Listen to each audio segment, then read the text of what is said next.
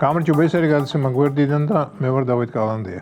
რაც მსოფლიოში ახლა ხდება, ამის შესახებ ერთმა ადამიანმა ძალიან ხატუნა თქვა. ისეთი გზნობა მაქვს, თითქოს 2019 წელს კოვიდისგან გარდავიცვალე და ყველაფერი რაც ჩემ გარშემო ხდება, ჯოჯოხეთში ხდება. თუ დაუფიქრდები, არის მის სიტყვებში ერთგვარი რაციო. ყოველდღე ვიღუძებ იმის შიშით, რომ ამა ქვეყნის რომელიმე ძლიერმა თავისი კომპლექსების დასაკმაყოფილებლად წითელ ღილაკს თითი ხომ არ დააჭირა მეთქი. როდესაც წავიკითხავ, რომ ჯერჯერობით არავის არაფრისთვის დაუჭერია, ჩუმად ვამბობ, მადლობა ამა ქვეყნის ძლიერნო ახალი დღის გათენებისთვის. ამ ყველაფერს ისიც დაემატა, რომ ალეკო ელისაშვილი საკნიდან იმუქრება, აი გამოვალდა მდინარაძეს რაც დავაკელი, იმას აუცილებლად დავუმატებ. კობახიძეც ფრთხილად იყოსო. მე მდინარაძესა და კობახიძის ადგილას დავიძაბებოდი. მოკლედ, როგორც ვლადიმერ ლენსკი მღეროდა ჩაიკოვსკის ოპერაში ევგენი ონეგინი, ან ხვალინდელი დღე რას მპირდება, მას თვალი ჩემი ვერ აკვირდება, იგი წყდიაჩი სუფევს მარადის, არც ვეძებ მჯერა ბედის სამართლის. ეხ ნამდვილად არ ვიცი ხვალინდელი დღე რას კვირდება, თუმცა ბედის სამართლის იმედი ჯერჯერობით მაქვს. არსებობს სლავური ანდაზა, ბატონები ჩხუბობენ, ყმებს კი შუბლები უსკდებათო.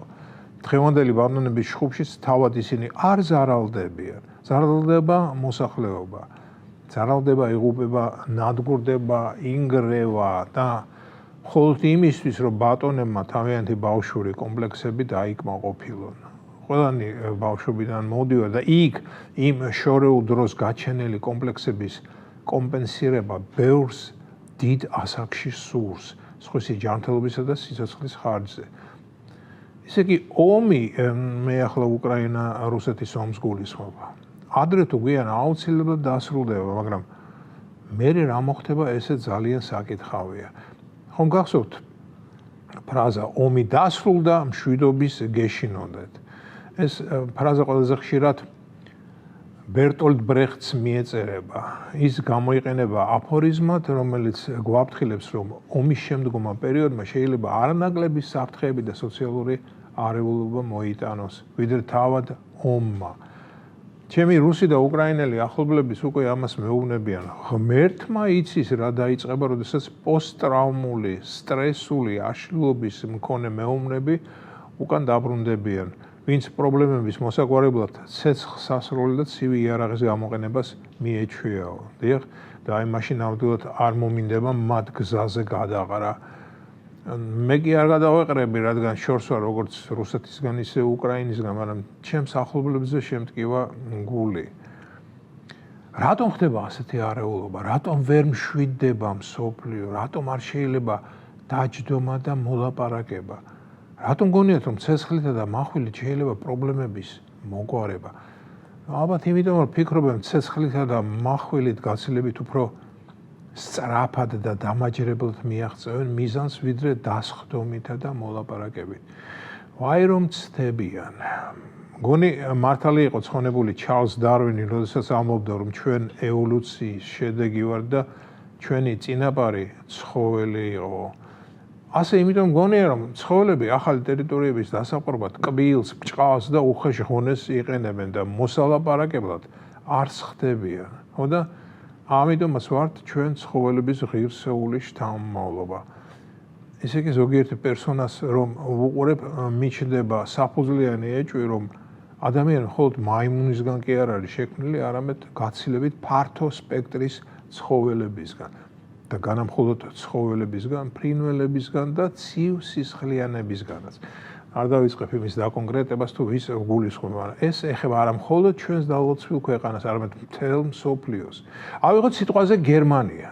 გერმანია ქვეყანა, რომელმაც შუა უდიდესი ფილოსოფოსები, მუსიკოსები, მწერლები, წესითა და რიგით ასეთი კულტურული კონდის მატარებელი ქვეყანა ევროპის ერთ-ერთი ყველაზე ბრძენი ქვეყანა უნდა ყოფილიყო ჩემი მოგზაურებული აზრით და ლოგიკით. თუმცა რაც გერმანია მე-20 საუკუნეში ჩაიდინა, ამას ალბათ კომენტარი არ სჭირდება. ესე იგი, მთელი ეს კულტურა, მუსიკა, ფილოსოფია და მწერლობა არ ყოფილა იმის საწინდარი, რომ ერი მთლიანობაში დაბრძენდეს, გასხივოსნდეს და გაკეთილშობილდეს.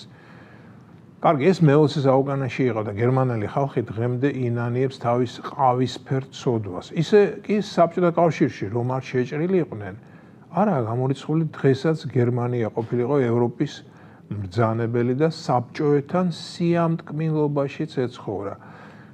უკვე სხვა სივრცეში გადავარდი. მოკლედ მორჩა მე-20 საუკუნე და დაიწყო 21.